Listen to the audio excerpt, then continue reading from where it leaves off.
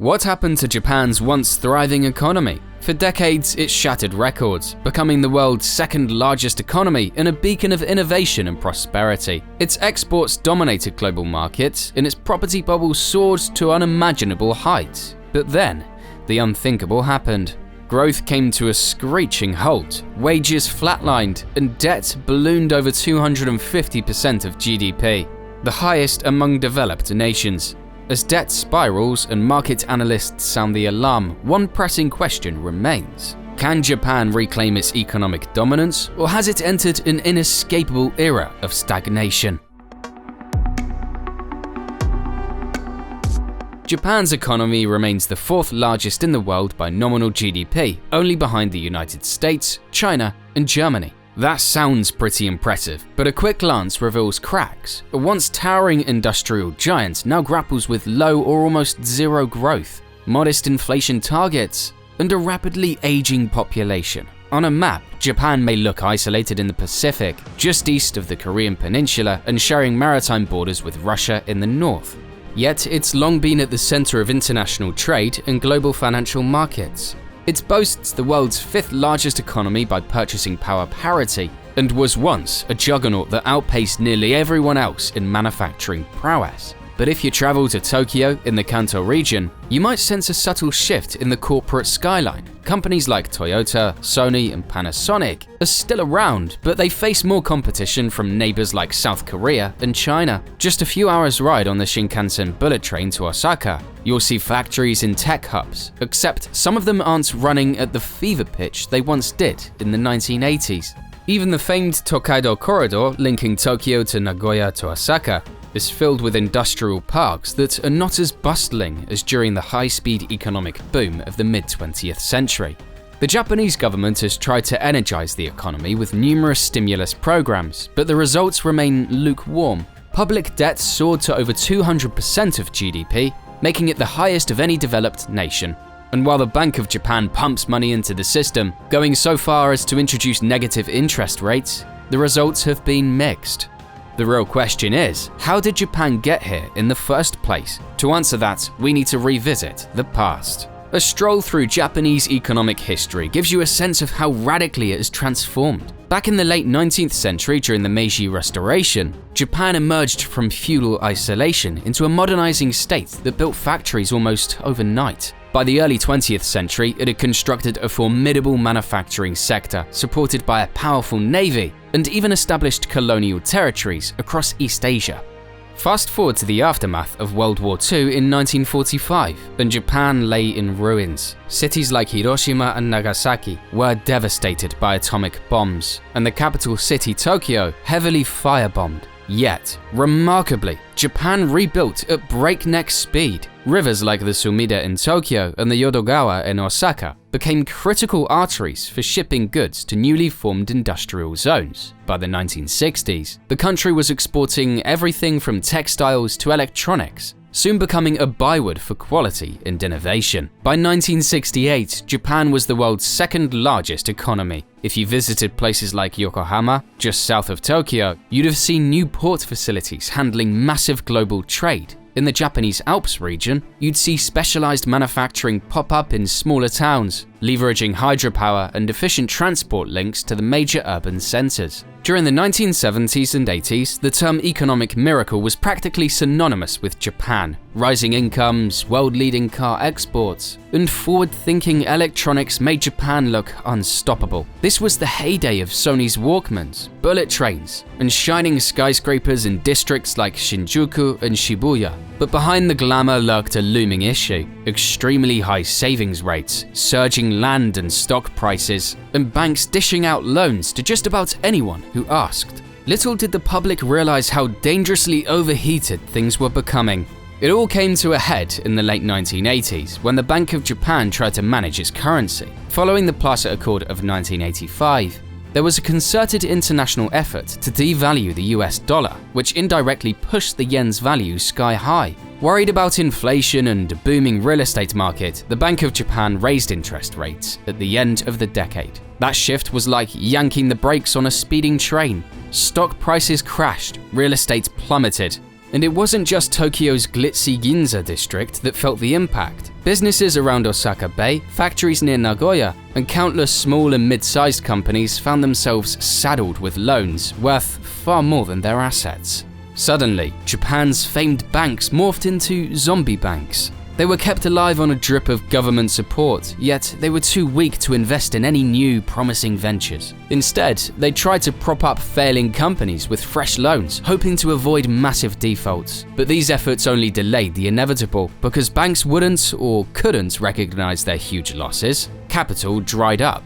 People talked about the lost decade of the 1990s, but in reality, it stretched on for almost 3 decades. Imagine traveling from Tokyo to Sendai in the Tohoku region. On this route, you'd pass factories that once churned out cars and electronics at record pace. By the mid-1990s, many were under capacity, their workers struggling with wage stagnation. It's not that Japan's legendary productivity vanished overnight. It's that businesses found themselves in a deflationary spiral. Why invest in innovation when the cost of holding onto your money seems lower than the potential returns from a risky business venture? Between 1995 and 2023, Japan's nominal GDP shrank from $5.5 trillion to around $4.2 trillion, an astonishing reversal for a country that once looked set to overtake the United States.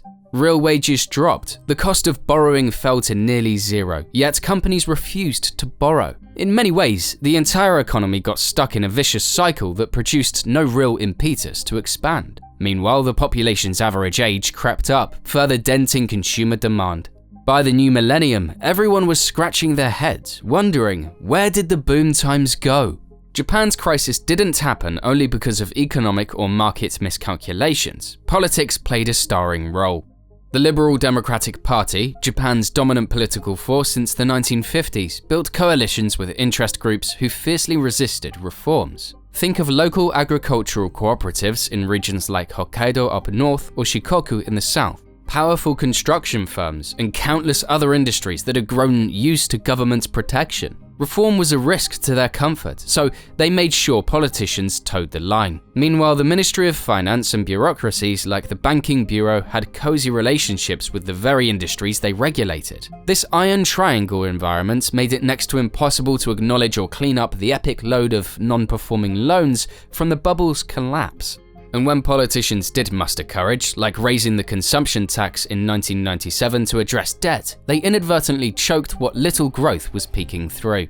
Policy mismanagement then piled on. When Tokyo tried to reinflate the economy with ultra-low interest rates, they found themselves trapped by the strong yen. This is the flip side of being so tightly integrated into global capital flows. What works domestically can wreak havoc internationally. Let's not forget that after the Fukushima nuclear disaster in 2011, Japan was forced to import more fossil fuels, running trade deficits in some years. That was a stark contrast to the long-held tradition of posting trade surpluses driven by manufacturing might. So the Japanese government had to juggle everything: an aging population, a powerful bureaucracy slow to reform, and global financial pressures tugging in every direction. It's like trying to steer a massive ship through a narrow strait while the crew argues about which direction is best. So is Japan's economy forever stuck?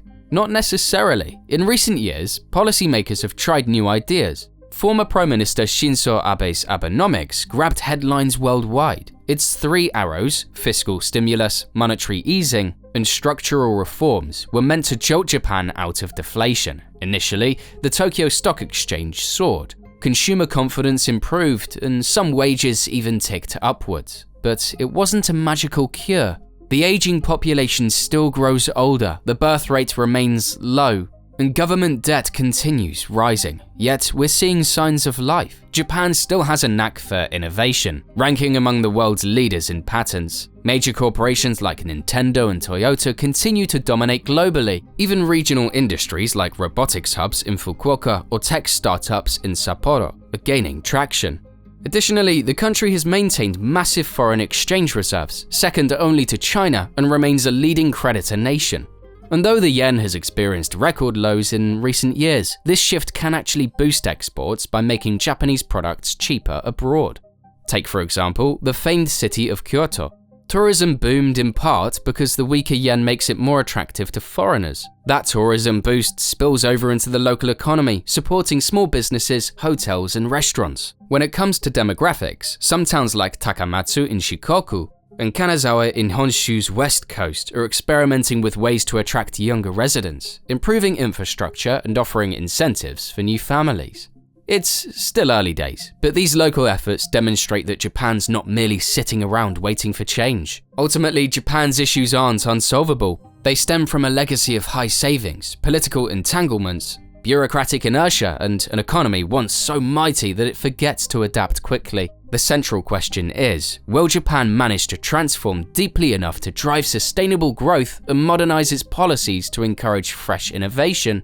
Or will it remain locked in a cycle, content with stability over risk? The answer probably hinges on decisive leadership and the courage to reform deeply entrenched systems, something that only time and perhaps a new generation of leaders will reveal. Japan's economy is a masterclass in how success can slowly breed stagnation and how even the mightiest industrial engines can stall when market bubbles burst and deeper reforms are resisted. The path forward is uncertain, but if there's one thing history shows, it's that Japan's resilience shouldn't be underestimated. Think you have the answer to Japan's economic shifts? Share your viewpoint below. Give this video a thumbs up and subscribe for more engaging content. And if you're intrigued by economies taking bold new turns, you'll love our deep dive into Mauritius, a tiny island with ambitions as big as Tokyo's skyline. From sugar plantations to offshore banking, it's on a mission to become Africa's financial capital. Click here to watch and see if this tropical paradise has what it takes to rival the continent's economic giants.